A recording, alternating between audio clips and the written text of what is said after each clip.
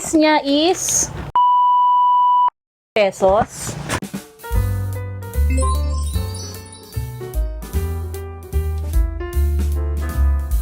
Welcome to our Kennedy channel.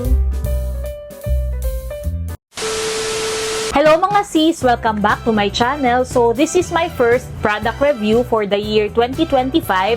Medyo natagalan din yung huli kong upload kasi medyo naging busy ako sa mga events and maraming clients na nakaschedule na nagpapa-makeup. So anyways, for today's vlog, I will review this Dior Liquid Foundation. Nabili ko pala ito sa Dior store sa SM Mall of Asia. So ito siya mga sis. Ayan. Price niya is 4,600 pesos. Meron akong nakuhang freebies or sample nitong kanilang Dior Moisturizer. And etong kanilang Eau de Toilette na Miss Dior in Blooming Bouquet.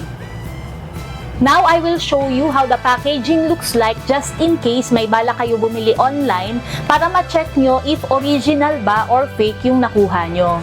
So, ganito yung itsura niya mga sis. Dito sa front, makikita natin nakasulat Dior Forever in all capital letter.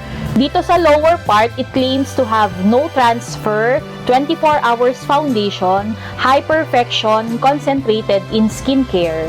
It has SPF 20 PA+++ and it contains 30 ml of products. Naman sa side, meron din siyang naka-print in black. I'm not sure if makikita nyo dyan sa camera, pero ayan siya, nakalagay is Dior. And meron siya ditong sticker na nakalagay yung expiration date niya. Itong sa akin is 2027 pa, batch number, and meron siyang nakalagay na naka-indicate na this is imported and distributed by L Beauty Luxury Asia Incorporation. Then, ito naman yung back details niya. And dito sa kabilang side, makikita yung mga ingredients na ginamit. And meron siyang 12 months shelf life. And yung barcode na kapag in-scan nyo, mapupunta kayo sa Dior website. Dito sa ilalim, meron siyang barcode. And dito naman sa ibabaw, makikita natin yung shade. Yung shade ko dito is number 2N Matte Foundation. Tip ko pala sa mga gustong bumili ng liquid foundation, if hindi kayo sure if cool or warm yung undertone nyo, ay pumili kayo ng neutral shade. At least doon, mas sure kayo na magmamatch sa skin tone nyo. Ito naman yung mismong product. Ayan. It has a frosted glass packaging. Ito sa ibabaw, makikita yung Dior logo. Ito naman sa likod, nakalagay yung shade. And meron na din pala siyang pump, which is a good thing. Now, iswatch naman natin siya. Again, yung shade ko dito is number 2N. Ganito kadami yung one pump niya. Sakto lang din yung consistency niya, not too thick and not too liquidy. And ang bango niya mga sis. Meron siyang very mild lang na scent. Hindi ko siya masyadong ma-describe, pero maaamoy nyo talaga yung 4,600 na binayaran nyo dito sa product na ito. Sa next clip, I will show you the application. So, gagamit ako ng brush at saka sponge para makita natin yung comparison. So, keep on watching! This is my skin before applying foundation. I have combination oily and dry skin. Usually, mabilis akong mag-oily dito sa T-zone area. And then dito sa chin, meron ako mga dry skin. Naglagay lang din ako ng moisturizer. Ginamit ko yung binigay nilang sample. And for this review, hindi ako gagamit ng primer para matest natin yung performance ng foundation. So, start na tayo. Dito sa side na to, gagamitan ko siya ng brush.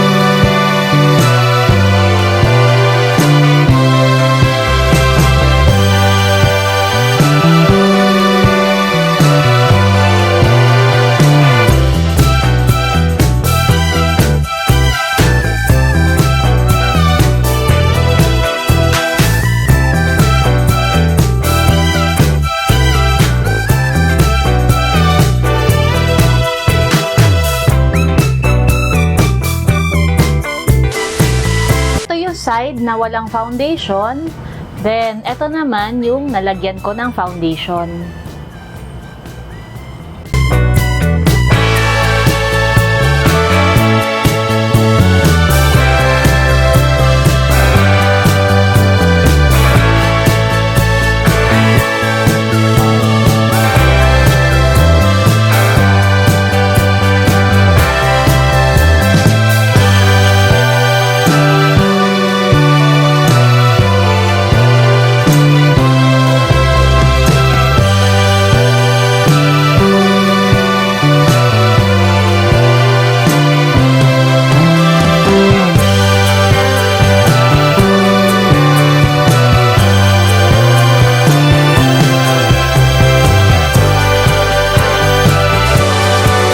Mga sis, natapos ko na yung application. O, diba? Ang lakas maka-fresh. I'll just finish the rest of my makeup and I'll be back for my review.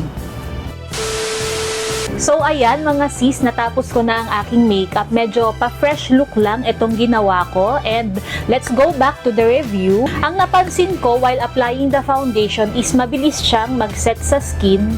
So, kailangan mabilis kang mag-blend, especially if brush yung gagamitin mo. And konti-konti lang yung pagkuha ng product para maiwasan na maging patchy yung application since ang bilis mag-set ng foundation. Ang gaan lang din niya sa face, hindi siya cakey tingnan, and parang skin ko lang din siya in person pero may coverage. As you can see, na-even out niya yung skin color ko, and nakakatuwa kasi hindi niya na-emphasize yung dry skin ko dito sa part na to. Hindi ka namang hihinayang do sa price niya if ganito naman ka-giving yung mai-experience mo do sa product, diba? So that's it mga sis. As always, I hope you enjoyed watching this video. Please don't forget to like and subscribe to my channel, and I'll see you on my next vlog. Bye!